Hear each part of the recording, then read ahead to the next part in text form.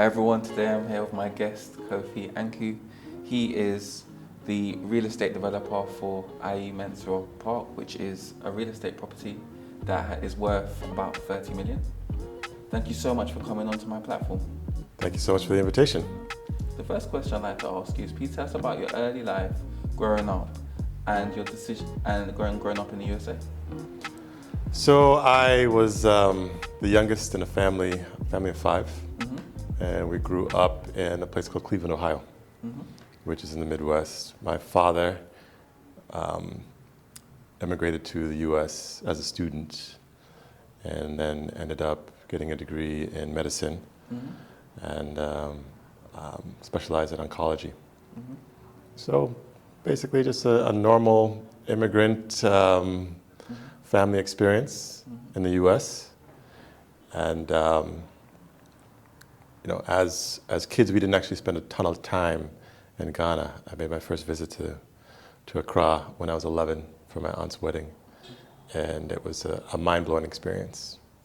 Thank you so much for that. And following on from that, what influenced your decision to move to Ghana and get involved in real estate?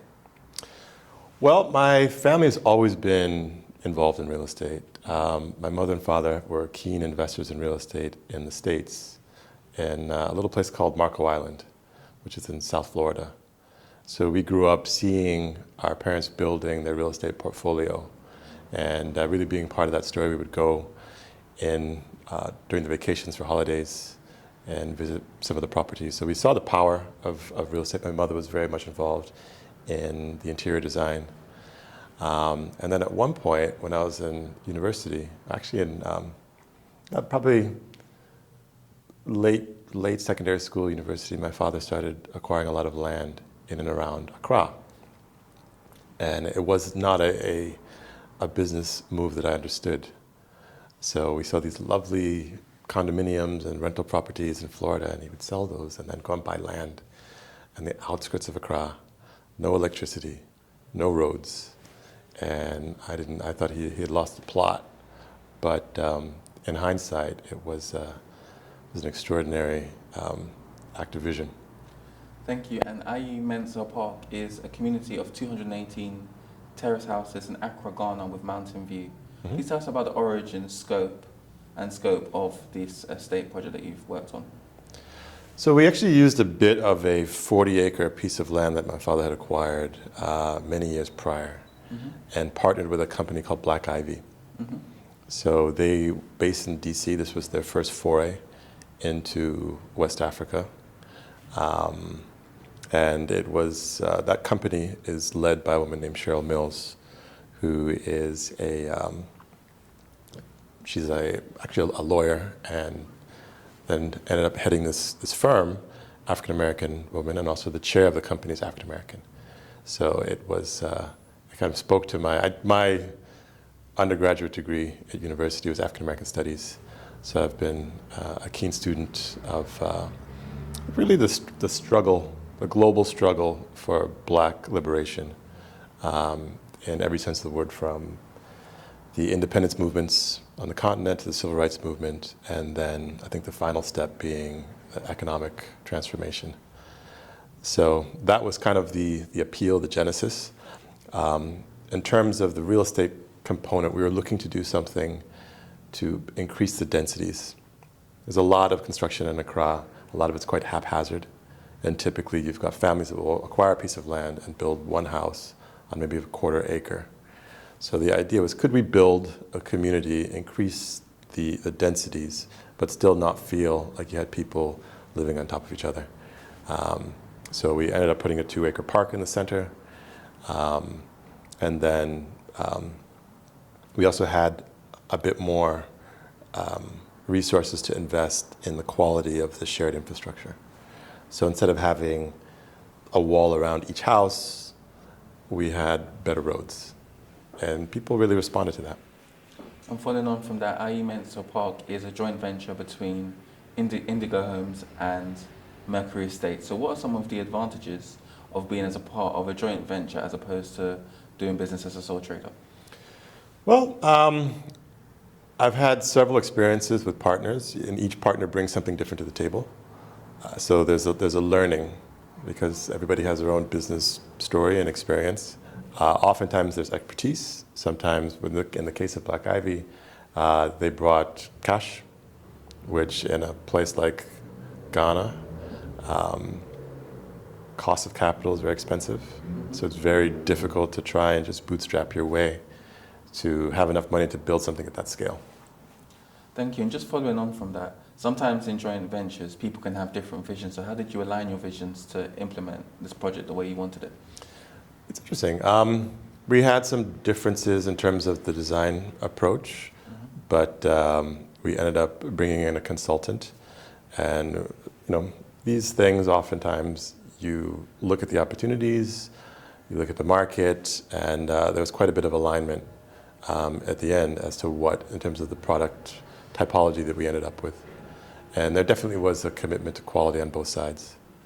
Thank you so much. And recently it was announced, it was reported that Ghana has received a loan from the IMF due to the country's economic situation. Yep. Firstly, what are your thoughts on this, and how has your business had to adapt in light of this?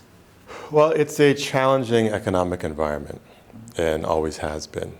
One of the ways that we're able to insulate our business is that a lot of our buyers are based in the diaspora. So we don't just see our market being the 40 million people that live in Ghana. We're also looking at the entire global Black diaspora. So we sell products to West Africans, we have Nigerian clients, we've got clients from Burkina Faso. We also have a lot of clients who are based in the diaspora. So a lot of Ghanaians who are in the US and then also in the UK. Thank you. And just following on from that, Ghana and USA are both improving their footballing structure, and they have very strong teams that go in the World Cup and the Africa Cup of Nations. Which team do you think is most likely to win a World Cup first, and why? That's a great question. I have to say Ghana. Okay. And what are the reasons? There's an incredible one. I am a huge fan of a football academy called The Right to Dream. I'm not sure if you're familiar with it. Yeah. Right to Dream has just done amazing work over the last 25 years, identifying and cultivating talent. And we've just seen, actually, I think it was just this week, 2 Right to Dream grads that are playing on the national team scored the decisive goals. So I think there's a quality that's being cultivated. There's a lot of things that are happening kind of behind the scenes. The institution has recently acquired an MLS team in San Diego. So I think with the incredible talent and the youthful population in Ghana, we're going to see some amazing things. But you can't sleep on the U.S. Thank you. The biggest predictor of football success, or at least finding talent, is really the size of your population, and also your football passion, and also the resources that you have to invest in the sport. So we're seeing that transformation with Messi having joined the league. The U.S. is such a sporting nation. Having experienced a bit of as a parent here in the UK, and I mean every school in the U.S. has a deep commitment to athletics and to sport. So I think it's going to be, I wouldn't be surprised to see both countries make it into the quarterfinals in the near future. Thank you for that. And following on from that, jollof rice is a popular dish in both Ghana and Nigeria. Has anyone ever made a better version of jollof rice than you? Has Nigeria made a better version than Ghana? I would imagine there are a few Nigerians that could make a decent jollof, but they're probably married to Ghanaians. Thank you for that. And following on from that, The Guardian reported that in the near future, a quarter of the world's population will be African. Firstly, what are your thoughts on this? And the second part of this question is, how do you think it will impact things such as geopolitics, business, and ultimately the economy?